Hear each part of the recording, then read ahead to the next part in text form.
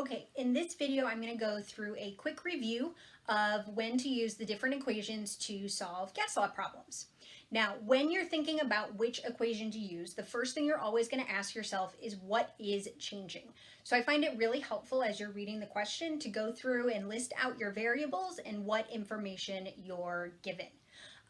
So let's look through each of these scenarios and which equation you're going to use based on what's changing. So as you read a problem, if you see, okay, so I'm going to write up here, what is changing? Because that's, ooh, you can't see that. Let's try it down here. Can we see that? Close.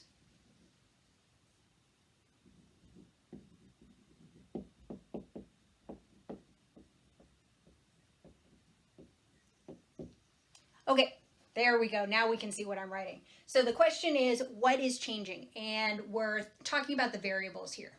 Okay, so if pressure and volume are changing, the equation that you're going to use is P times V equals P times V. So it's your initial condition, so P1 and V1 equals P2 and V2.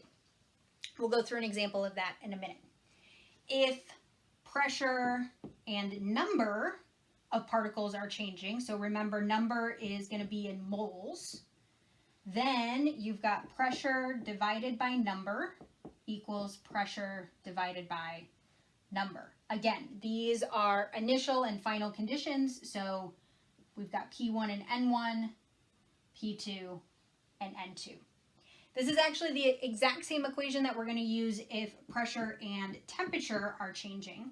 Remember that temperature needs to be in Kelvin. So if you're converting to Kelvin, you're going to take your Celsius plus 273. Okay, you can't forget to do that.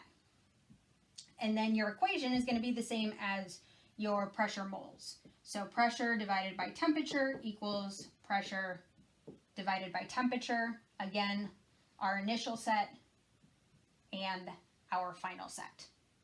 Now, what happens if you're changing multiple variables? So this is where we can combine all of these together into one equation.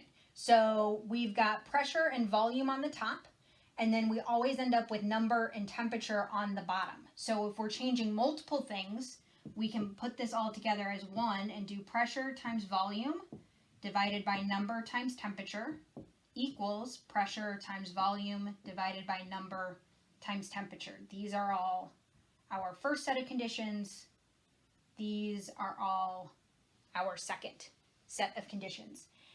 And so when you're using this equation, if you're not given one of the variables, so let's say we're given a problem where we change number of particles and temperature, but not the volume, you can just ignore the variable that's not changing because it's constant. So it's the same on both sides. So it's not going to factor in.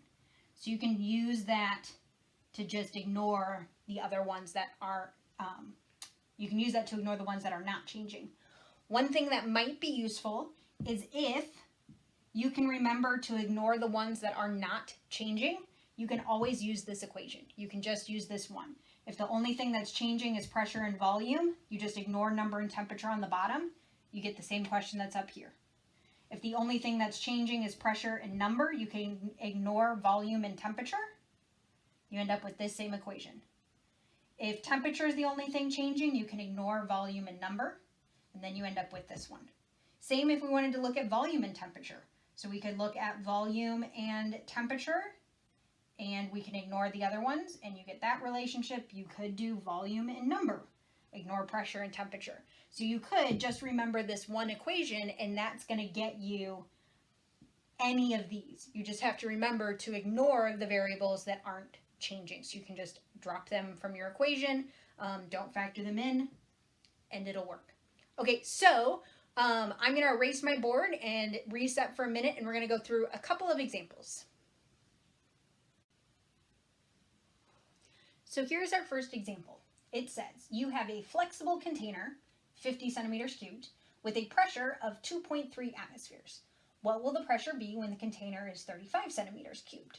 So I'm going to list out my variables because I always think that's a good place to start. So I'm going through, flexible container, 50 centimeters cubed. Centimeters cubed tells me that that's a volume.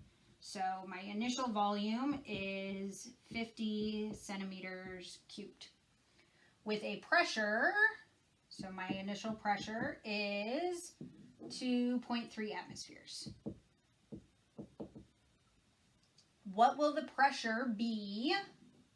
So I'm looking for P2 when the container is 35 centimeters cubed. So my volume 2 is 35 centimeters cubed. Now I'm looking here and the only variables I have are pressure and volume. So I can use my PV equation, or I can use my combined equation and just ignore number and temperature. Either way, it's the exact same equation. So I can, if I start with my one big equation,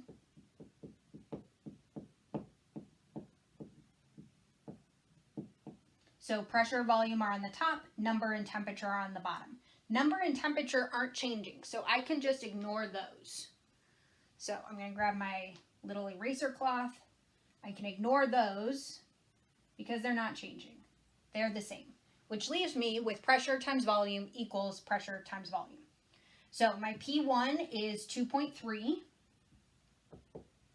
My V1 is 50.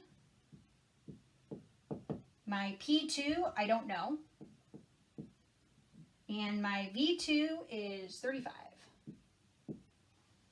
Need my calculator because I do not feel like doing that in my head. So I'm going to do 2.3 times 50, which gets me 115 equals P2 times 35. Divide both sides by 35. And that gets me P2 equals 3.29 centimeters cubed, which makes sense. I know that when my volume goes down, so from 50 to 35, my pressure should go up. So it started at 2.3, it's going to go up to 3.29. Okay, let's pause, reset, and we'll try another one.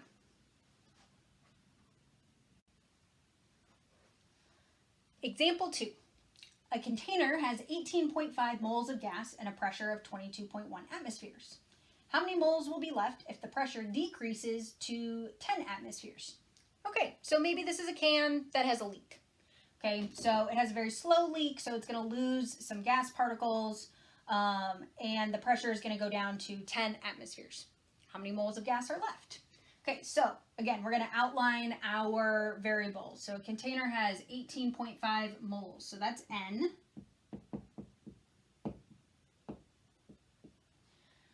And a pressure of 2.1 atmospheres, so that's pressure. 22.1 atmospheres, there we go. How many moles, so I'm looking for N2, will be left if the pressure decreases to 10 atmospheres, so that's P2. Okay, if I start with my big equation, my combined equation, I have pressure times volume divided by number times temperature equals pressure times volume divided by number times temperature. I can ignore my variables that aren't changing. So that means I can ignore my volume and I can ignore my temperature on both sides because they're not changing, so they're going to be the same. So they do not factor into the equation. And I am left with my PN equation. So pressure divided by number equals pressure divided by number. Okay, so plugging my variables in. My first pressure is 22.1. My first amount of moles is 18.5. My second pressure is 10. And my second number, I don't know. So I'm going to leave that as my variable. Grab my calculator. And I'm going to do some simplifying. So I'm going to do 22.1 divided by 18.5 gets me 1.19 equals 10 divided by N2. Okay, so I need N2 on its own. So to get it out from under the fraction, I'm going to multiply both sides by N2. So that gets me N2 times 1.19 equals 10. And then I'm going to divide both sides by 1.19. That gets me N2 equals 10 divided by 1.19, 8.4 moles of gas. Again, this also makes sense because my pressure went down from 22.1 to 10, so that's a significant decrease. So I should expect a significant decrease in my numbers of particles. So my particles are going down from 18.5 to 8.4. So that's an example looking at pressure and number of particles. We're going to pause, reset, and try another one. Okay, example 3 says a container at 20 degrees Celsius and 1.2 atmospheres is heated to 30 degrees Celsius. What is the new pressure? Okay, so I'm going to go through my variables. So at 20 degrees Celsius, so that's a temperature. And before I do anything else, I'm going to go ahead and convert that to Kelvin. So I'm going to add 273. So that gets me 293 Kelvin. And 1.2 atmospheres, so that's my first pressure, is heated to 30 degrees Celsius, so that's my new temperature. Again, I'm going to go ahead and convert to Kelvin, which gets me 303 Kelvin. What is the new pressure? So we don't know P2. Okay, so again, I'm gonna start this one with the full equation, just to show you how we can get to the simplified version. So if I know that it's P times V over N times T equals P times V over N times T, my number and my volume aren't changing, so I can ignore those. Go ahead and I'm going to erase them. Benefit of doing this on a whiteboard. And I end up with P divided by T equals P divided by T, which is what I would expect. So now I can plug my numbers in. So P1 is 1.2. T1, I'm going to put in the Kelvin number, so 293. P2, I don't know. That's what I'm looking for. And T2 is 303. Do some simplifying, so 1.2 divided by 293 gets me 0.0041 equals P2 over 303. To get P2 on its own, multiply both sides by 303. And I'm left with P2 equals 303 times 0.0041.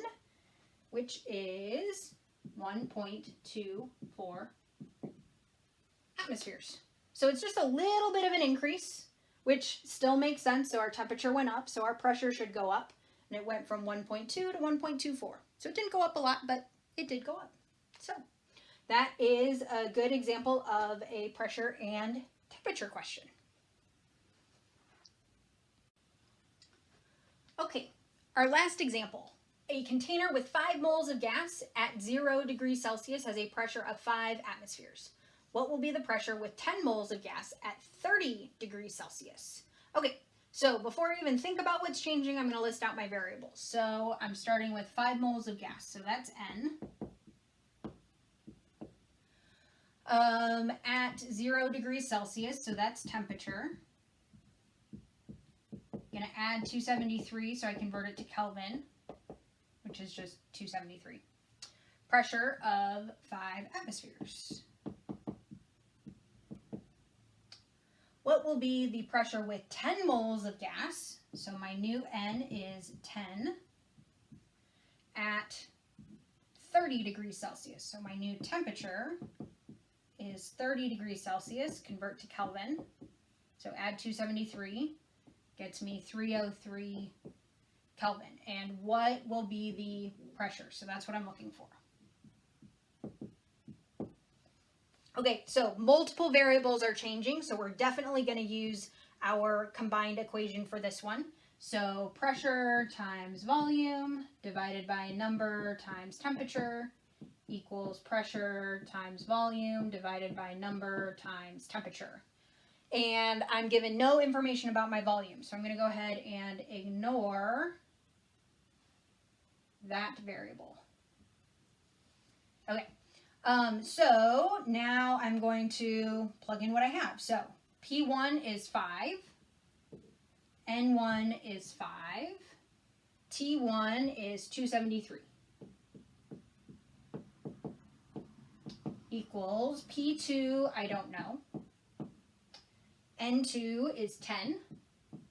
T2 is 303. Okay. So I'm going to do this whole side. So I'm going to do, 5 divided by, I'm going to do 5 times 273, which is 1,365, equals P2 divided by 303 times 10, gets me 3030. Then 5 divided by 1365 is 0.0037. And then I'm going to multiply both sides by 3030 to get P2 on its own. So then 0.0037 times 3030 equals 11.21 atmospheres. So that's where we can combine everything all together. This one's a little bit harder to determine if that number makes sense, but we can look at each of them individually. So moles is increasing, so our pressure should go up. Our temperature is increasing, so our pressure should go up again. And it definitely goes up from 5 to 11.21. So it's probably a pretty reasonable answer. So that's a good example of how we're changing multiple variables, and that should give you a good overview of when to use the different equations. When in doubt, you can always resort to the one and just ignore the variables you're not using. How to outline the variables given to you in a question. And then we've gone through several different ways of how to do the calculations. So we should be good now.